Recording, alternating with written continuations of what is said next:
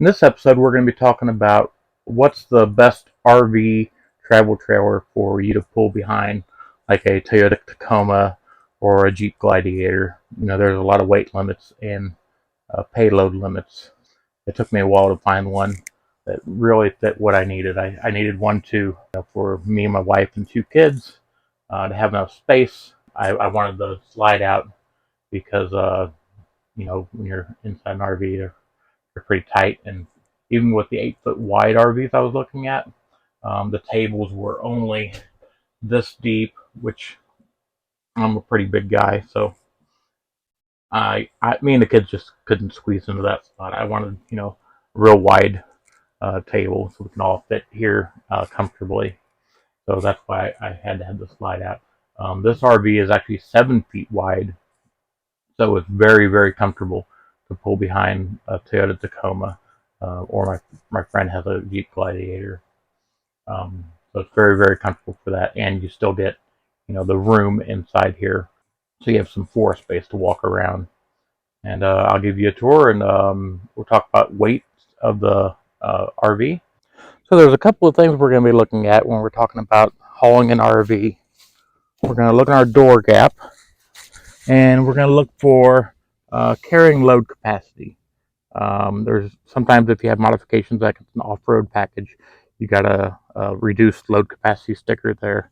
Mine doesn't have any reduced load capacity because it came from the factory with the off-road package. So you're looking on your sticker here, and you want to find that one right there, 990 pounds of payload capacity.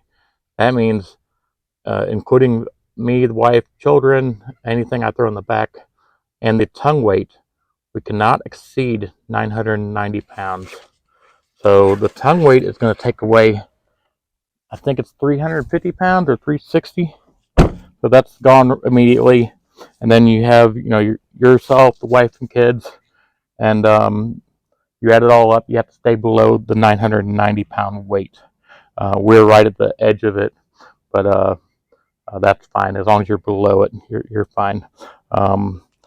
Your sway and everything, you got a pretty, big, small size truck. Your sway will be controlled by the anti-sway bars. This is the best one I found because it has a slider, so the bar goes through here and it has a friction that slides back and forth to eliminate the sway. It does a really good job. I haven't had I've had major windstorms going through, and you get a little bit of sway, but it's not bad at all. Now, this RV is a KZ model 181 BH. BH means bunkhouse. So if you have kids, you need a bunkhouse. You could fit 3 kids in here because the table does fold down, and then you got a queen size bed in the front. But this tells you all your capacities and weight limits. So unloaded vehicle weight. This vehicle weighs 3,000 pounds.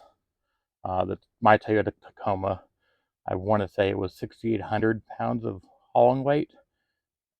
If you look online and you see someone hauling a 5,000 pound trailer with a Tacoma, they are scared to death on the highway because it's just, they can't do it. It's very dangerous. So 3,000 pounds, this one is unloaded, and then loaded it goes up to 3,500 pounds. You're going to hit 3,500 pounds. And then my hitch weight is 370 pounds. So with a Tacoma, even with a Gladiator, you're staying well below on your gross vehicle weight capacity, and your payload, you're within the limits. And like I said, I've hauled this RV down the highway, 60, 65 miles an hour, and it's just fine. General rule when you're driving down highways is stay below 65, because if you do run into a bad gust of wind, you don't want to be above 65 miles an hour. And if you're running through a lot of gusty winds, generally I stay about 60. It's real bad, even 55, but mostly I'm within 60 to 65 miles an hour. I'll give you a little tour of why I chose this for a family of 4. and with the weight limits. Um, so it had a clean bed. That way I can fit me and my wife in here.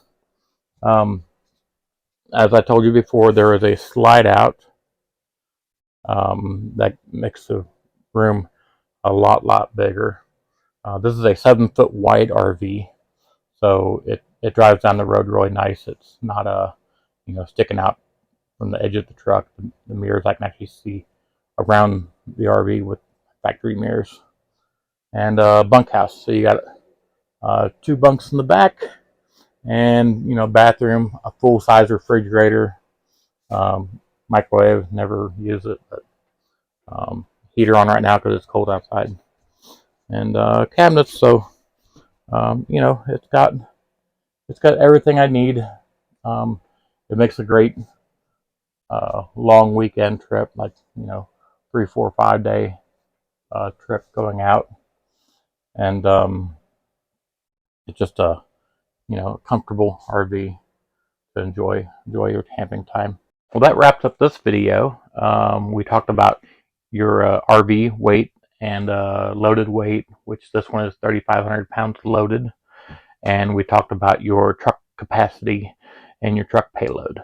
So basically, stay within your payload, including your hitch weight, and stay well below your truck capacity. Because I've seen videos of a Toyota Tacoma hauling a 5,000 pound RV, and they're scared to death on the highway because it's just shaking them everywhere. So this RV is 3,500 pounds. It's totally safe. I've driven it on the highway, going 65 miles an hour. I get some breezes, and it's totally fine. It's no problem. And like I said, this RV you can haul. Use a Ford Ranger, Chevy Colorado, Jeep Gladiator, or Toyota Tacoma. All of those vehicles can haul this RV. The benefit of that is you can still have a nice RV for family camping, and still be able to use your 4-wheel drive truck to go on these off-road courses or off-roading. So you kind of get the best of both worlds. But that pretty much wraps it up. If you like this video, please subscribe, and have a good one.